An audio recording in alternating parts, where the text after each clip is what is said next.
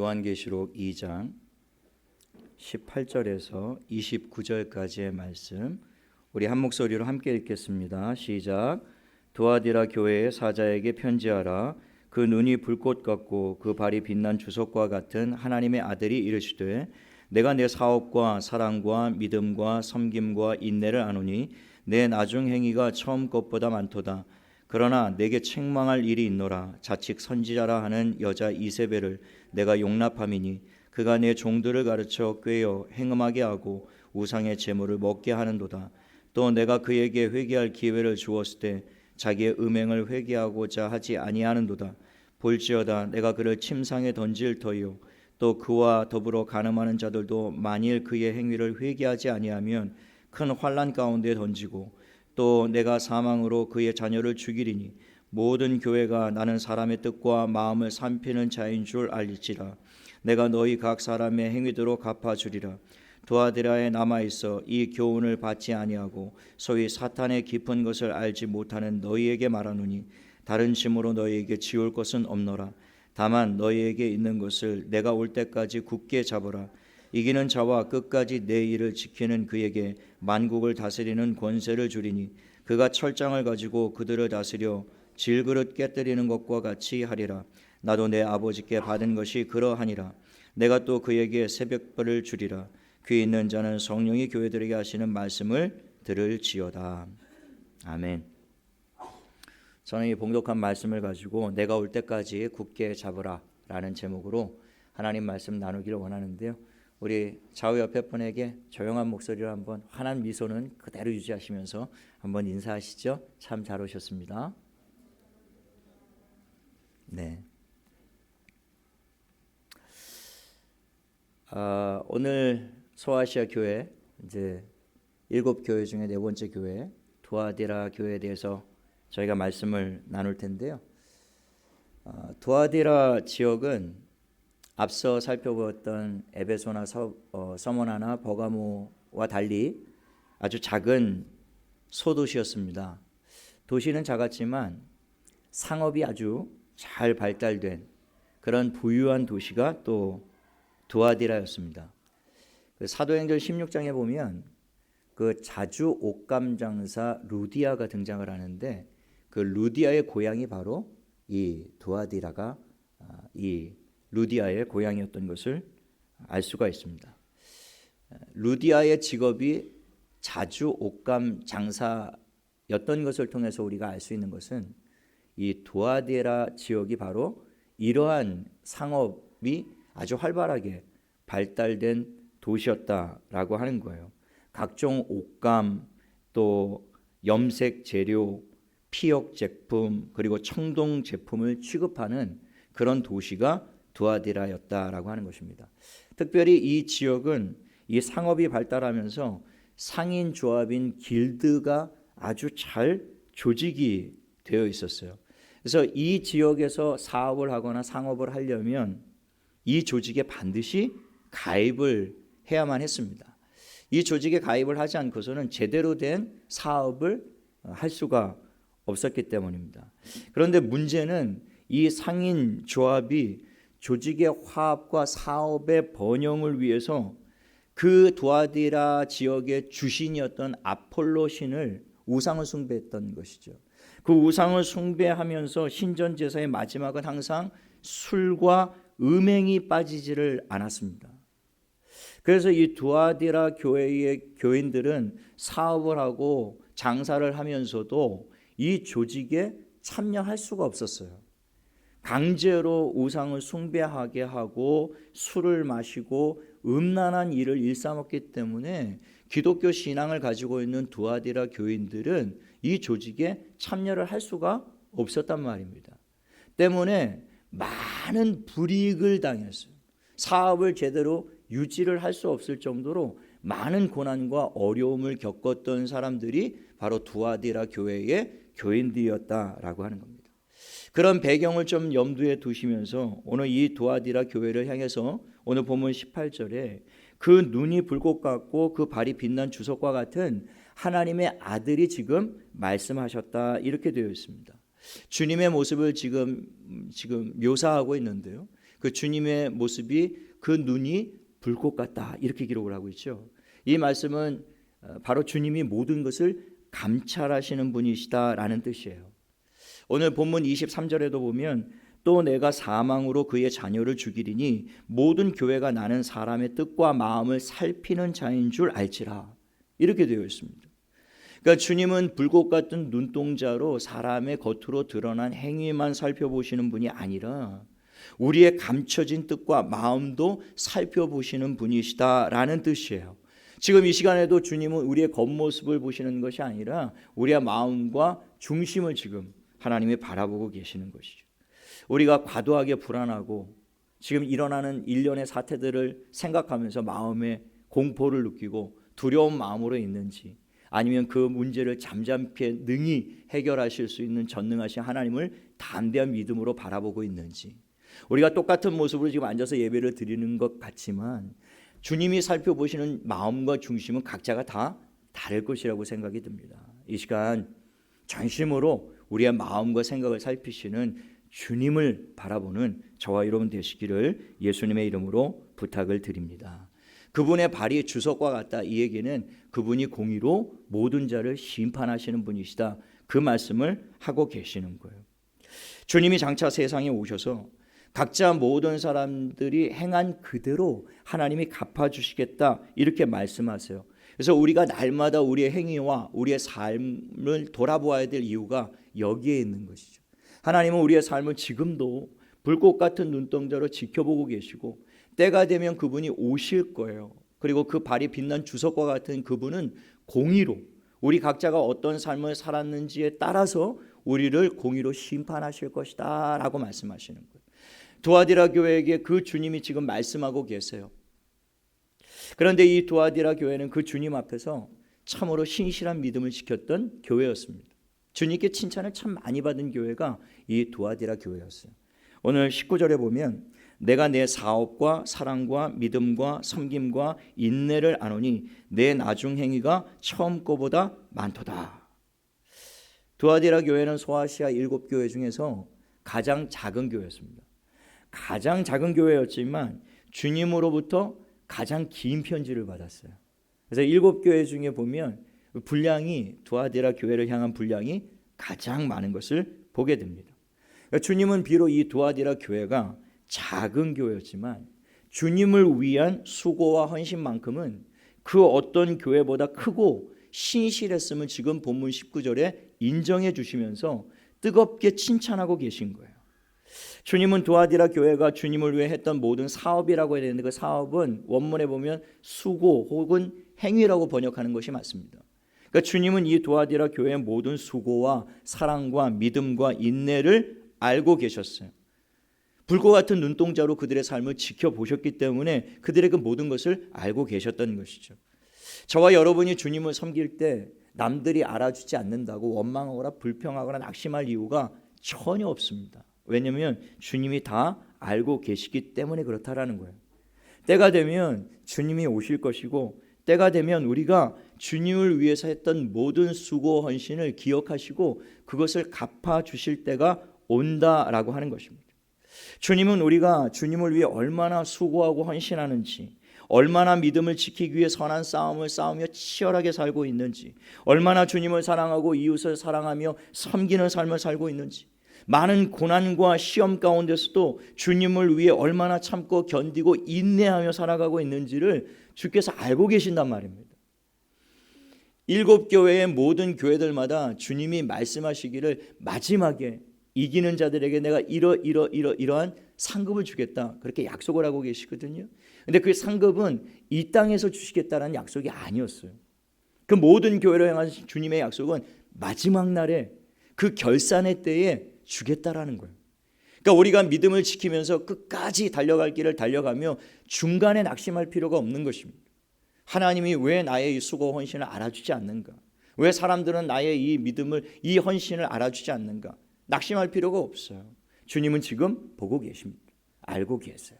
그리고 주님이 오시는 그 마지막 날에는 우리가 어떤 믿음으로, 어떤 헌신으로, 어떤 인내로, 어떤 수고로, 어떤 섬김으로, 어떤 사랑으로 하나님을 섬겼는지를 주께서 기억하시고 그들이 각자 행한 대로 갚아주실 줄로 믿게 되시기를 예수님의 이름으로 축원합니다.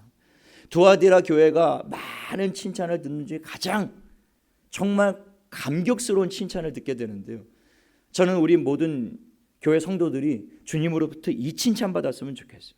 저도 이 칭찬 받았으면 좋겠는데요, 19절 하반절에 보면 내 나중 행위가 처음 거보다 많다다. 네 나중 행위가 처음 거보다 많도다. 여러분, 에베소 교회가 우리가 처음 살펴보았지만 에베소 교회가 무엇 때문에 하나님으로부터 책망을 받았죠? 너희 처음 사랑을 버렸느니라. 일반적으로 시간이 지나면 믿음도 식어지고 수고도 헌신도 사랑도 점점 식어지기 마련이에요. 부부간의 사랑도 갈수록 새롭고 갈수록 좋아지기가 정말 어려운 일 아닙니까? 이 부부가 처음엔 뜨겁게 사랑했다가도 가다 보면 권태가 오고, 또 그러다 보면 지금 우리 사회에 문제가 되고 있는, 지금은 좀 잠잠합니다만 황혼 이혼이 늘어가는 이유들도 다 이런 이유 때문이 아니겠습니까? 처음은 그냥 목숨처럼 사랑하노라 불처럼 사랑하다가도 이렇게 시간이 지나다 보면 점점 그 소중함과 사랑이 점점 식어져서 나중에 냉랭해져 버렸기 때문에 이런 일들이 벌어지게 되는 것이죠. 여러분, 우리가 보통은 에베소 교회 같은 모습으로 살아가는 성도들이 대다수입니다. 처음엔 용광롱처럼 그냥 막 불처럼 주님을 처음 만나서 그냥 막 혼자 주님 만난 것처럼 그냥 주님 사랑합니다. 그냥 주님 한 분만으로 만족합니다. 난 주님을 위해서 내가 이 목숨이라도 내가 아낌없이 바치겠습니다. 제가 아멘 한 분도 안 하시잖아요. 지금 만약에 우리가 막 그런 뜨거운 그런 심정을 가지고 지금 앉아 계신다면 제가 이렇게 얘기할 때마다 아멘, 아유 아멘, 어우 그렇지 아멘. 나 이런 반응이 나오실 줄 알았는데, 네? 다시 한번 할까요? 보통은 사랑이 이렇게 점점 식어져서 에베소 교회 같은 모습으로 신앙생활하는 경우가 많습니다. 형식적인 예배 와서 그냥 찬양 부르고 말씀 듣고 예배 드리지만 감격이 없어요. 십자가를 보고 주님의 이름을 불러도 그전에는 그러면 눈물이 주르륵 흐르고 십자가 눈물이 주르륵, 그냥 24시간 주님의 그 은혜를 묵상하면서 그냥 주님과 동행하고 그 사랑했던 그 사랑을 어느덧 다 잃어버리고 우리 에베소 교회를 통해서 봤잖아요. 그냥 형식적인 신앙, 의식적인 신앙, 그냥 한 시간 때우고 가는, 그 세상 가운데서는 주님 따로 나 따로 그렇게 살아가는 경우들이 대부분입니다. 그런데 두아디라 교회는 그렇지 않았다라는 거예요. 두아디라 교회는 네 나중 행위가 처음 거보다 많다. 주님을 사랑했던 그 마음을 계속 유지했을 뿐만이 아니라 시간이 갈수록 두아디라 교회는 더 주님을 뜨겁게 사랑하고 더 주님께 헌신한, 이 얼마나 황홀한 칭찬입니까? 저는 우리 한생명교회 모든 성도들이 두아디라 교회처럼 그 사랑이 어제보다 오늘이, 오늘보다 내일이 더 뜨거워지고 새로워지고 날마다 주님을 사랑할 수 있게 되기를 예수님의 이름으로 축원합니다. 이 두아디라 교회가 그런 칭찬을 받았던, 그런데 그런 뜨거운 칭찬을 받았던 두아디라 교회 안에도 책망할 문제가 있었다. 주님이 그렇게 말씀하세요. 오늘 20절에 보면 그러나 내게 책망할 일이 있노라. 자칭 선지자라는 여자 이세벨을 내가 용납함이니 그가 내 종도를 가르쳐 꾀어 행음하게 하고 우상의 제물을 먹게 하는도다. 이들이 상업에, 사업에, 비즈니스에 손실을 감수하고서라도 그 상인조합에 가입을 하지 않고 우상숭배하지 않으려고, 술 취하고 음란한 문화에 젖어들지 않으려고, 기독교 신앙을 지키려고, 처음보다 나중에 더 뜨거운 믿음을 지키려고, 사랑을 지키려고 그 상인조합에 가입을 하지 않았는데, 그래서 여러 가지 불이익을 당하고 어려움을 겪었는데, 그렇게 고난도 잘 참고 견뎠는데, 근데 어느 날 교회 안에 이단 사이비 여자 하나가 들어온 거예요. 이 여자가 들어와서 교회를 막 어지럽게 하고 혼란스럽게 하고 있었습니다. 결국엔 그들이 끝까지 지키려고 했던 그 신앙이 무너지면서 우상 숭배를 하게 되고 음행하는 죄악을 저지르는 지경까지 와버린 겁니다. 심지어 내 종들을 가르쳐, 이 여자 이세벨이 내 종들을 가르쳐, 그러니까 두아디라 교회 지도자들, 장로와 집사들까지 미혹해서 그들로 하여금 음행하게 하고 우상을 숭배하도록 가르쳤다라는 것입니다. 이런 모든 시대마다 언제나 이단과 사이비들은 있기 마련이에요. 지금 이 초대교회 시대에도 이런 이단과 사이비들이 교회에 가만히 들어와서는 연약한 성도들을 미혹하고 심지어는 믿음이 있노라 하는 직분자들까지도 현혹해서 무너뜨리고 교회를 혼란스럽게 하고 결국엔 무너지게 하는 그런 자들이 있었다라는 것입니다. 그러니까 모든 시대마다 있었어요. 지금 이 시대에 있지 않습니까? 예수님은 24장 마태복음 24장 24절에서 이 거짓 선지자들에 대해서 이렇게 경고하셨습니다. 거짓 그리스도들과 거짓 선지자들이 일어나 큰 표적과 기사를 보여 할 수만 있으면 택하신 자들도 미혹하리라. 지금 신천지의 문제가 터졌는데요. 그동안 이 신천지로 인해서 얼마나 많은 가정들이 해체되고 얼마나 많은 그리스도인들이 미혹되어 넘어지고 얼마나 많은 교회들이 이들 때문에 무너졌는지 그 해악은 상상할 수도 없을 정도로, 감히 짐작할 수 없을 정도로 어마어마한 해악을 끼친 무리가 바로 이 이단 집단이었던 것이죠. 주님이 지금 이 문제를 어떻게 다루실지를 우리는 알 수 없지만, 그러나 분명히 주님이 지금 다루고 계시는데, 우리 교회가 이럴 때일수록 우리 집사님 기도하셨던 것처럼 깨어서 그들을 비판하고 정죄하고 손가락질하기보다는 또 그들 안에 분명 하나님이 긍휼히 보시고 구원할 하나님의 백성들이 있을 줄로 알고 우리가 그들을 위해서 중보기도 하고 그들이 회개하고 돌이켜 바른 진리로 나올 수 있도록 기도하는 저와 여러분 되시기를 예수님의 이름으로 부탁을 드립니다. 이 주님이 책망하신 두아디라 교회의 문제는 자칭 선지자라고 하는 이세벨과 같은 교회를 미혹하고 음행하게 하고 우상 숭배하게 만들었던 여자를 20절에 보면 용납했다라는 거예요. 근데 이게 문제인 거예요. 이게 이단이 어떻게든 들어올 수 있죠. 그러나 그 이단의 행위를 보고 잘못된 것이 밝혀지면 더 이상 용납해서는 안 되는 것인데, 두아디라 교회는 그걸 용납하고 바라보고 있었다는, 이 용납의 그 영어 성경에 보면 You tolerate that woman 이렇게 나와 있습니다. 근데 이 tolerate이라고 하는 사전적인 의미를 보면 다른 학설, 다른 습관, 다른 행위, 다른 신앙 등을 허용하고 묵인하다 그런 뜻이에요. 그러니까 다른 신앙을 가지고 들어와서 성도들을 현혹하고 미혹했는데도 그들이 그것을 너그럽게 받아주었다라고 하는 것입니다. 여기서부터 문제가 생긴 것이죠. 그러니까 에베소 교회는 처음 사랑은 이렇지만 에베소 교회 강점이 뭐였죠? 이 두아디라 교회하고 완전히 정반대였어요. 처음 사랑을 잃어버렸지만 이단 사이비에 대해서는 아주 이들이 철저했습니다. 아주 하나님의 바른 말씀과 진리와 교리에 어긋난 그런 자들이 들어오면 용납하지 않았습니다. 아주 색출해서 그들을 교회 밖으로 전부 쫓아냈다고.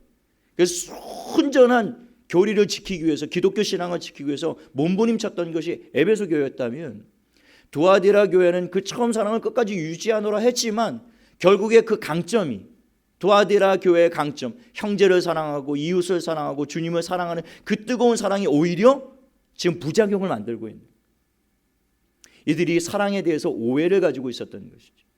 사랑은 잘못도 품어주고 죄까지도 용납해 주어야 된다라고 이들이 그것을 받아들이고 묵인하고 있었다라는 것입니다. 주님은 죄인은 용서하되 죄는 용납하지 말라고 주님은 우리에게 말씀하고 계세요. 우리는 형제의 실수와 허물을, 허다한 허물을 사랑으로 덮어 주어야 됩니다. 우리 중에는 완전한 사람이 없어요. 누구나 다 실수합니다. 누구나 다 넘어집니다. 그런 실수로 우리는 다 덮어 주어야 된다고 성경은 가르치고 있어요. 그런데 그것은 정확히 우리가 이해해야 될 것은 의도치 않은 실수를 의미하는 것입니다. 의도치 않은 실수, 의도치 않았던 죄에 넘어지고 무너지고, 그런 형제는 우리가 감싸주고 이해하고 용납하고 그를 위해 기도하고 해줘야 되죠. 그러나 형제가 의도적이고 지속적이고 반복적으로 짓고 있는 죄에 대해서조차도 눈 감아 주어라, 그런 뜻이 아닙니다. 의도적으로 반복적으로 계속 짓고 있는 죄도 그냥 다 덮어줘라, 다 이해해줘라, 그런 뜻이 아니라는 것이죠. 주님은 마태복음 18장에 내 형제가 죄를 범하거든 가서 너와 그 사람과만 상대하여 권고하라. 형제가 죄를 짓거든 가서 권면해 주라는 거예요. 일단 처음에는 1대1로요. 그 형제의 죄가 공개되지 않도록, 다른 사람들에게 노출되지 않도록 주님이 얼마나 세심하게 배려하신 것입니까? 1대1로 찾아가서 너 그렇게 하면 안 된다, 가르쳐 주라는 거예요. 근데 만일 그 권면을 받지 않으면 주님이 이렇게 말씀하셨습니다. 만일 들으면 내 형제로 얻을 것이요, 만일 듣지 않거든 한두 사람을 데리고 가서 두세 증인으로 입으로 말마다 확증하게 하라. 1대1로 네가 가서 책망하고 권면하고 회개하고 돌아서라 했는데 안 들으면 교회 구성원 중에 정말 명망이 있는, 인격적이고 신앙이 깊은 그건 장로, 지도자들 두세 명을 데리고 가서 함께 권면해 주라는, 너 죄를 회개하라, 너 깨닫고 돌아서라, 더 이상 집사님 그렇게 살면 안 됩니다, 얘기해 주라는 거예요. 말마다 그렇게 해 주라는 겁니다. 만일 그들의 말도 듣지 않거든 교회의 말하고, 교회의 말도 듣지 않거든 이방인과 세리와 같이 여기라. 출교하라는 얘기입니다. 이방인과 같이 세리와 같이 여기라고 해서 더 이상 그는 교회의 형제로 이론을 받아들이지 말라는 거예요.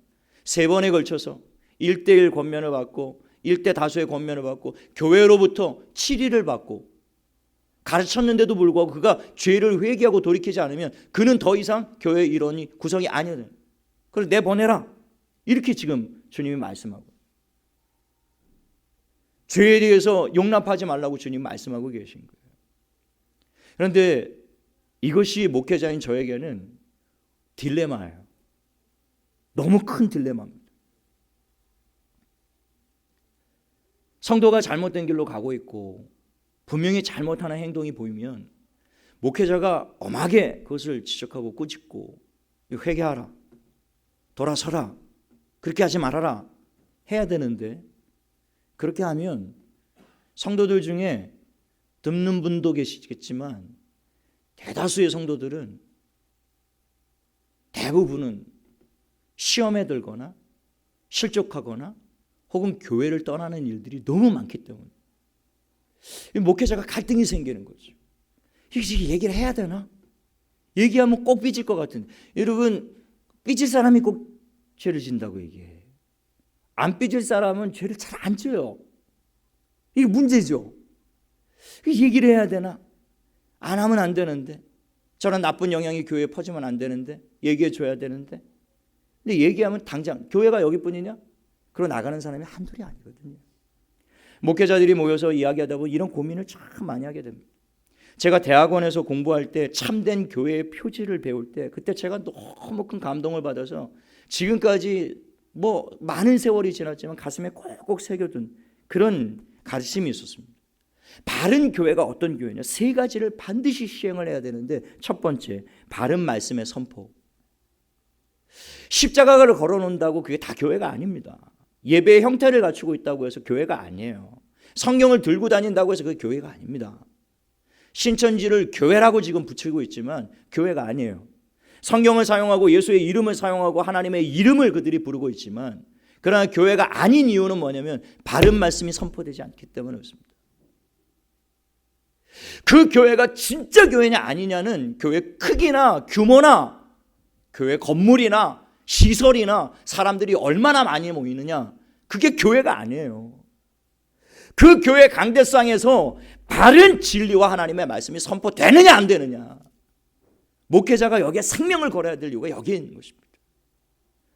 목회자가 부족할 수 있지만, 연약할 수 있지만, 목회자가 생명을 걸어야 될 것은 하나님의 말씀, 진리가 진리돼서 하나님의 말씀은 하나님의 말씀으로 그대로 선포할 수 있다.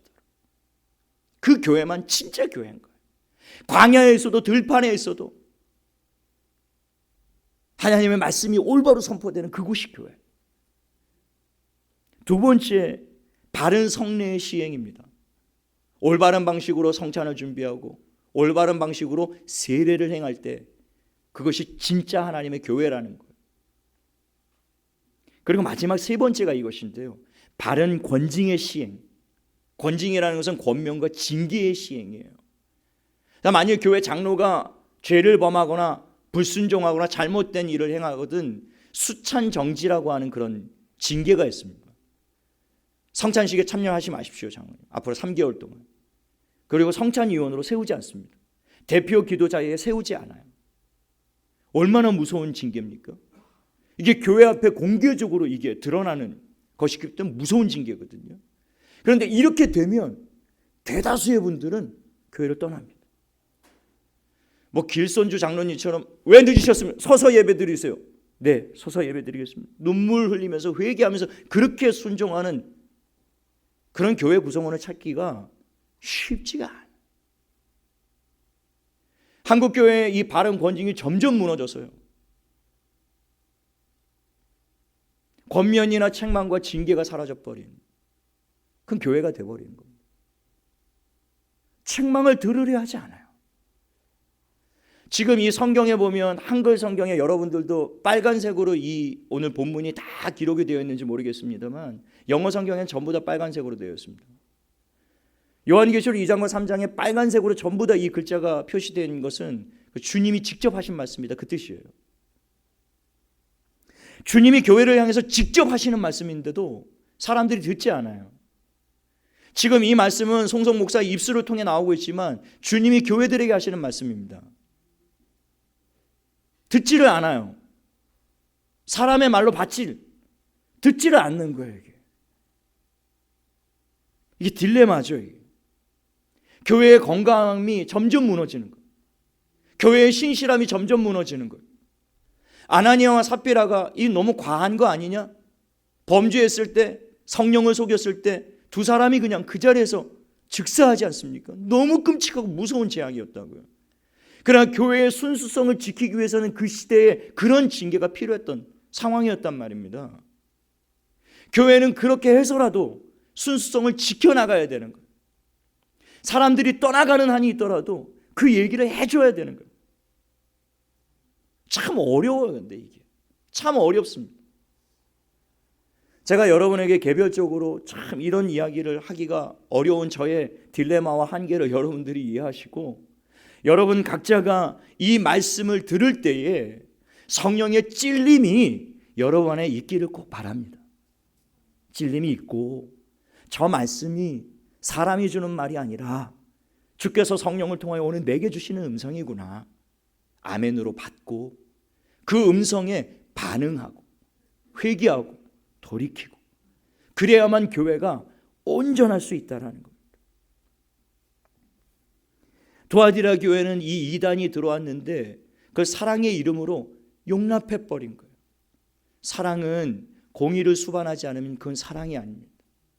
우리가 우리의 자녀를 징계하는 이유는 생명처럼 사랑하기 때문에 징계하는 거예요. 징계하지 않는 자식은 참 아들이 아니라 주님이 말씀하셨어요. 우리가 우리의 자녀를 죽이려고 매를 드는 게 아니지 않습니까? 너무 사랑하기 때문에 매를 드는 거예요. 그 교회에 징계가 사라져서는 안 되고 책망이 사라져서는 안 돼요. 강대상에서 선포되어지는 말씀이 듣기에 벅차고 버겁고 힘들고 무거운 말씀일지라도 지금 이 시대에 꼭 필요한 말씀이라면 저와 여러분이 이 말씀에 귀를 기울이고요. 오늘 이 마지막 절에 주님이 성령이 교회들에게 하시는 음성 들어라 말씀하신 대로 듣게 되는 저와 여러분 되시기를 예수님의 이름으로 부탁을 드립니다. 주님이 이 이세벨을 용납하고 이세벨과 같은 여자가 들어와서 교회를 혼란스럽게 어지럽게 하고 우상숭배에 빠뜨리고 음행을 하게 만들었던 이 여자에게도 놀랍게도요. 오늘 주님이 21절에 보면 회개의 기회를 주십니다. 이게 주님의 은혜예요. 21절에 보면 또 내가 그에게 회개할 기회를 주었을 때 자기의 음행을 회개하고자 하지 아니하는도다. 지금 이 거짓 교리를 가르쳐 교인들로 하여금 음행에 빠지고 우상숭배에 빠지도록 했던 이 죄가 용서할 수 있는 죄입니까? 이게 용납받을 수 있는 죄예요? 즉결 심판을 해도 모자랄 그런 죄악 아닙니까? 그럼에도 불구하고 주님이 이 여자에게도 회개의 기회를 주셨다라는 겁니다. 근데 놀라운 것은 영어 성경에 보면 I have given her time to repent 이렇게 되어 있어요. 현재 완료로 썼다라는. I have given. 이 얘기는 무슨 얘기냐면 이 여자가 교회에 들어오는 순간부터 주님이 이 말씀을 지금 하고 계시는 그 순간까지 그 기간이 어느 정도인지 알 수 없지만 결코 짧은 시간은 아니었을 것입니다. 그 시간 동안 내내 주님이 회개의 기회를 주셨다라는 거예요. 그러니까 이 여자가 교회에 들어왔을 때 이 예배에 참석하고 하나님의 말씀이 선포될 때 말씀을 듣고 하는 그런 상황 가운데서 주님이 기대하셨던 바는 그 여자가 그 말씀을 듣고 깨닫고 자기가 지금 이 교회를 혼란스럽게 하고 거짓 교회와 이단 교회를 가지고 교회를 무너뜨리려 들어왔다는 사실을 그가 주님의 말씀 앞에서 깨닫고 깨어지고 회개하고 돌이키기를 주님이 기대하고 계셨다라는 겁니다. 한두 번 기회를 준 게 아니에요. 오래도록 시간을 두고 주님이 그 여자에게 기회를 주셨다라는 겁니다. 지금 신천지 문제도 우리가 이런 점에서 그 안에 서두에 말씀드렸습니다만 분명 하나님의 길 잃은 양들이 있을 겁니다. 잘못된 미혹을 받아서 이단 사이비에 속한 그런 많은 하나님의 백성들이 그 안에 있을 거예요. 그 대구 교회의 현수막을 보다 제가 정말 경악을 금치 못했는데 10개월 동안 10만 몇천 명이 수료를 받았다가 보통 6개월에서 1년 정도 성경 공부거든요.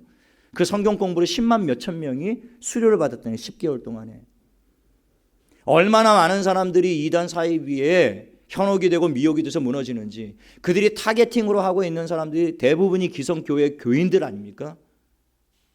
기성교회 교인들이 그렇게 많이 현혹되어서 끌려가고 있다면 이거 얼마나 큰 문제입니까? 그러나 그들 중에 분명 하나님이 지금 이 문제를 수면 위로 끌고 올라오신 것은 그들 중에 분명히 이제는 깨닫고 부모도 버렸고 기성교회도 버렸고 바른 진리도 버렸고 하나님마저도 버린 그들이 이제는 이런 문제를 통해서 내가 정말 이단에 속해 있구나, 내가 정말 잘못된 곳에 포함되어 있구나, 그걸 깨닫고 하나님 앞에 돌아오는 회개의 기회를 주님이 주셨다라고 생각해요. 우리가 그들을 위해서 좀 뜨겁게 기도해야 합니다. 정죄하고 비판하지 마시고 하나님 그들을 긍휼히 여기시고 불쌍히 여기시고 이 이세벨과 같은 여자에게도 주님은 회개의 기회를 주셨어요. 그런데 우리가 이해해야 될 것은 현재 완료형을 썼다라는 건 뭐냐면 주님이 지금 이 말씀을 선언하시고 있는 그 시점까지만 회개의 기회를 주신 거예요. 하나님이 오래 참고 노하기를 더디하시면서 기다리지만 회개의 기회가 무한정 주어지는 건 아니죠. 정해진 때가 있어요. 하나님의 타임 테이블이 있어요. 거기까지 딱 오면 그때부터는 끝나는 겁니다. 더 이상 돌이킬 수 없어요. 이 여자의 반응은 주님이 그 회개의 기회를 수없이 많이 주셨지만 자기의 음행을 회개하고자 하지 아니하는 듯. 여기서는 현재 진행형으로 쓰고 있습니다. She is unwilling 이렇게 되어 있습니다. 그러니까 주님이 그 많은 기회를 주셨지만 이 여자가 지금 상태가 뭐냐면 unwilling, 의지적으로 나는 회개하지 않겠다 이를 물고 하나님의 말씀을 거절해버린 겁니다. 더 이상 이제 회개의 기회가 주어지지 않게 되는 것이죠. 여러분, 회개는 단순한 거예요. 그냥 하나님 앞에서 내가 얼마나 큰 죄인인지를 고백하고 주님의 용서와 은혜와 긍휼을 구하면 되는 것입니다. 그게 회개예요. 주님 앞에서 제가 얼마나 큰 죄인인지 그냥 진솔하게 고백하고요, 그 하나님의 긍휼과 자비와 은혜를, 용서를 그냥 구하는 겁니다. 세리처럼, 바리새인과 같은 태도가 아니라 세리처럼 나의 의로움을 드러내는 것이 아니라 하나님, 저는 죄인입니다. 하나님 긍휼을 베풀어 주십시오. 이 길만이 참된 구원에 이르는 길이에요. 여러분, 혹시 여러분 중에 주님 앞에 회개해야 할 산적한 문제를 그대로 방치하며 계시는 분들은 혹시 안 계신지 모르겠습니다. 스스로 죄를 용납하고 이 정도는 남들도 다 그러고 사는데 내가 완벽한가? 내가 완전한가? 내가 하나님인가? 그런 태도를 취하면서 죄를 너그럽게 받아들이고 스스로 그대로 썩혀두고 계시는 분들은 혹시 여러분 안에 없는지 모르겠습니다. 지금 이 코로나19 사태로 온 세상이 요동치고 있습니다. 눈에 보이지 않는 그 바이러스 때문에 그 혹시 감염될까 싶어가지고 씻고 닦고 뿌리고 가리고 온통 지금 지구에 막 종말이 온 것처럼 사람들이 불안하고 두렵고 과도한 공포감에 지금 어쩔 줄을 몰라 하고 있어요. 주님이 내일 오신다고 해도 사람들이 이렇게 두려워할까 싶을 정도.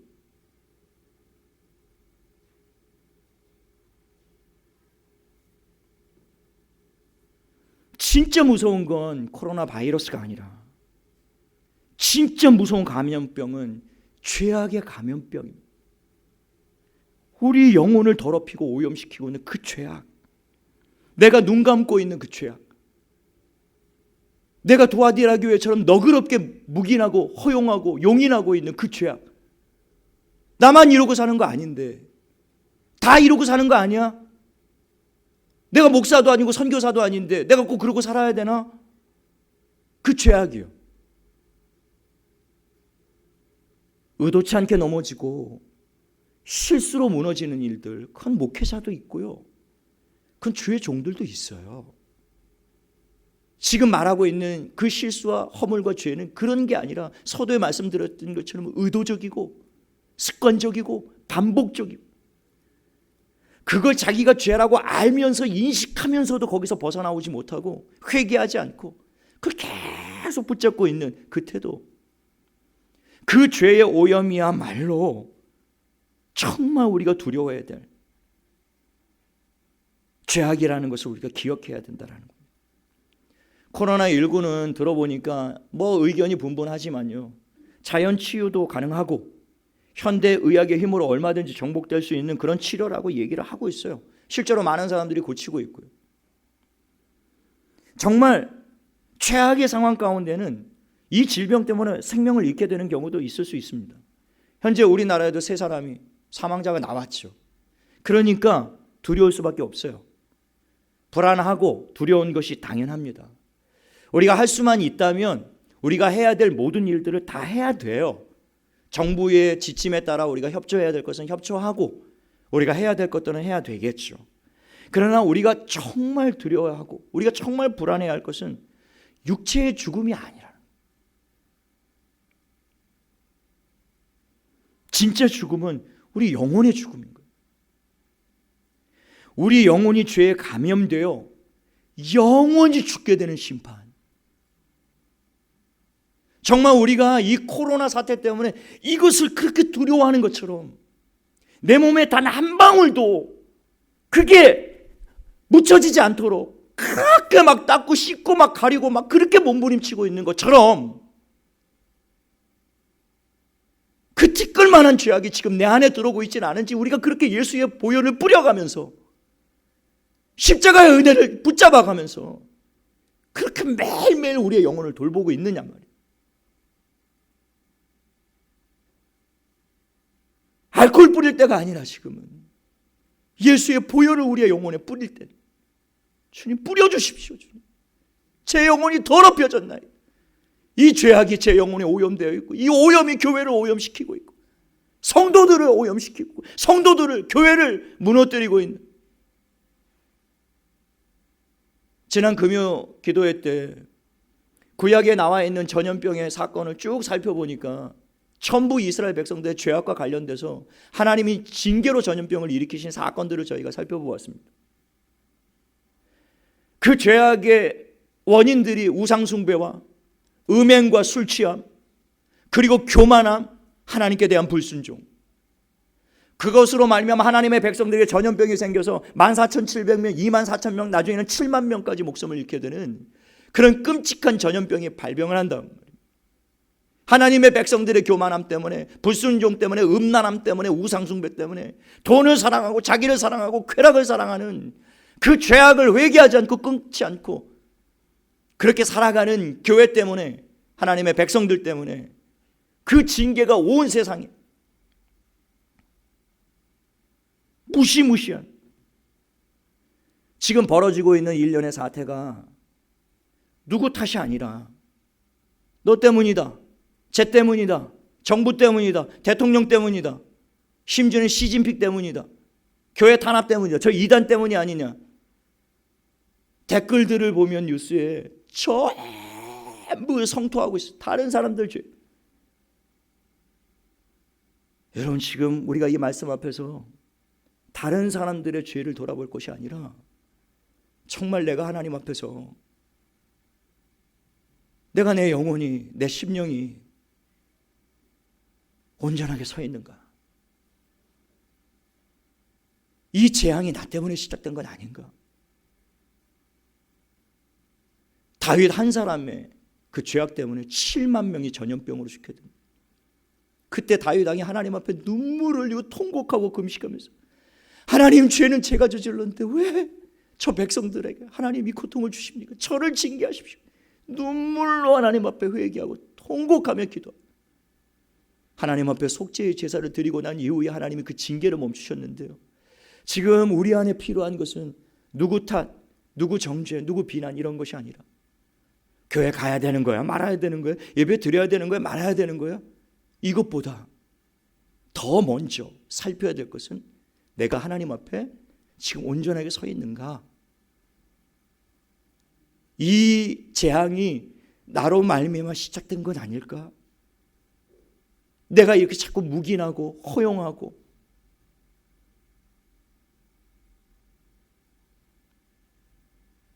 22절에 볼지어다 내가 그를 침상에 던질 터이요 또 그와 더불어 간음하는 자들도 만일 그의 행위를 회개하지 아니하면 큰 환난 가운데 던지겠다라고 주님이 말씀하시는데요, 주님은 회개하지 않는 이세벨을 침상에 던지겠다라고 말씀하시는데, 이 침상에 던지겠다는 표현은 심각한 질병 가운데 던져서 죽이겠다 그 얘기예요. 이 여자가 지금 끝까지 하나님이 주신 회개의 기회를 전부 다 거절하고 끝까지 회개하지 않았을 때 하나님이 정하신 타임테이블에 따라서 이제는 내가 너를 침상에 던져버리겠다라는 심각한 심판이 떨어진 거예요 지금. 그리고 그를 따르는 자들 역시도 큰 환난에 던지겠다라고 말씀하시는데요, 여기서 이 환난이라는 것은 죽을 병이 아닙니다. 그래서 한 번 더 그를 추종했던 자들에게 회개의 기회를 또 주신 거예요. 회개하라. 그리고 그 이세벨이 하나님의 징계를 받고 죽임을 당하고 심판받는 그 모습을 보고 너희는 빨리 돌이키라, 그 기회를 주신 거예요. 그런데 그 기회를 방치하고 회개하지 아니하면 23절입니다. 또 내가 사망으로 그의 자녀를 죽이리. 여기서 그의 자녀라는 것은 이세벨의 거짓 교훈을 따르는 자들을 말하는 거예요. 그들을 사망으로 죽이리니, 여기서 이 사망은 단순히 육체의 죽음이 아닙니다. 둘째 사망을 의미하는 거예요. 내가 너를 영원한 형벌과 지옥의 불구덩이에 던지겠다 그 말씀이에요. 이게 얼마나 무서운 말씀입니까? 현재 일어나고 있는 이 사태가 우리가 너무 불안하고 두렵지만 그럼 우리가 진짜 두려워야 될 것은 하나님 둘째 사망에 떨어지는, 하나님의 이 무서운 징계에 떨어지는 것입니다. 그 징계에 떨어지는 것은 우리가 바이러스 감염 문제가 아니에요. 죄의 문제라는 겁니다. 여러분, 주님이 이 죄에 대해서 얼마나 심각하게 다루라고 말씀하신지 아십니까? 마태복음 5장 29절 30절에 보면 만일 내 오른 눈이 너로 실족하게 하거든 빼어내 버리라. 내 백체 중에 하나가 없어지고 온몸이 지옥에 던져지지 않는 것이 유익하며, 또한 만일 내 오른손이 너로 실족하게 하거든 찍어내 버리라. 내 백체 중 하나가 없어지고 온몸이 지옥에 던져지지 않는 것이 유익하니라. 얼마나 무서운 말씀입니까? 네가 눈으로 범죄하면 눈을 뽑아버리라는 거예요. 두 눈 가지고 지옥에 들어가는 것보다 한 눈 가지고 천국에 들어가야 되지 않겠냐 이 말씀합니다. 여러분, 우리 안에 일어나고 있는 이 주님의 말씀하신 죄에 대해서 말씀하실 때 그 바로 직전에 무슨 말씀이냐면 형제를 보고 미워하는 자는 마음에 살인한 자다, 여자를 음욕을 품고 바라보는 자는 마음에 이미 간음한 자다 이렇게 말씀하셨다고요. 몸으로 지은 죄를 의미하는 게 아니라 마음으로 짓는 죄까지도 주님이 다루시는데, 그런 눈으로 여자를 보고 음욕을 품으면 그 눈을 뽑아버리라고 주님이 말씀하십니다. 얼마나 무서운 말씀입니까? 이 땅에 얼마나 많은 하나님의 백성들이, 교회가 죄의 문제에 대해서 얼마나 안일한 태도로 다루고 있나요? 아유, 어떻게 눈을 뽑아? 아유, 어떻게 팔을 잘라? 그건 비유지, 비유죠. 여러분, 만약에 정말 뽑으라고 해서 다 뽑으면 여기 지금 두 눈 뜨고 살아갈 사람 누가 있습니까? 잘라고 자르면 우리 전부 다 팔다리 다, 누가 팔다리 가지고 있겠냐고요 여기서. 그러나 팔다리를 자르는 심정으로요, 눈을 그냥 뽑아내는 심정으로 내 안에 오염되어 있고 더럽혀져 있는 그 죄악이요. 그 용납하지 말라라. 뽑아내라는 거예요. 뽑아내라는 거예요. 두아디라 교회 안에 있는 모든 교인들이 다 이세벨의 교훈을 따라 음행하고 우상숭배했던 것은 아닙니다. 오늘 여기에 희망이 있는 거예요. 24절. 두아디라에 남아있어 이 교훈을 받지 아니하고 소위 사탄의 깊은 것을 알지 못하는 너희에게 말하노니 다른 짐으로 너희에게 지울 것은 없노라. 두아디라 교회 안에 여전히 이세벨의 교훈을 받지 않고 사탄의 깊은 것, 즉 죄의 유혹에 넘어지지 않은 신실한 자들이 24절 보십시오. 남아있어 라고 되어 있습니다. 두아디라 교회가 다 이세벨을 따라 다 우상숭배하고 다 음란하고 다 술 취하고 다 돈의 권력에 무너졌던 것은 아니었다는 얘기. 그 안에 극소수였지만 끝까지 처음 사랑을 유지하고 끝까지 주님을 사랑하며 끝까지 바른 진리를 붙잡고 마지막까지 바른 진리를 위해 목숨을 걸고 싸웠던 남아있는 자들이 있었다라는 것입니다. 이세벨 시대에 이세벨이 모든 하나님의 선지자들을 다 잡아 죽이고 마지막 엘리야가 주님 앞에 로레나바 아래서 주님, 저 여자가 이세벨이 모든 선지자들을 다 죽였고 이제는 나만 남았나이다. 나만 남았습니다. 하나님. 절망하며 절규할 때 그때 하나님의 응답이 이것이었습니다. 열왕기상 19장 18절에 그러나 내가 이스라엘 가운데 7,000명을 남기리니 다 바알에게 무릎 꿇지 아니하고 다 바알에게 입맞추지 아니한 자니라. 7,000명. 7이라는 완전수에 허다하게 많다라는 천을 보태서 7,000명.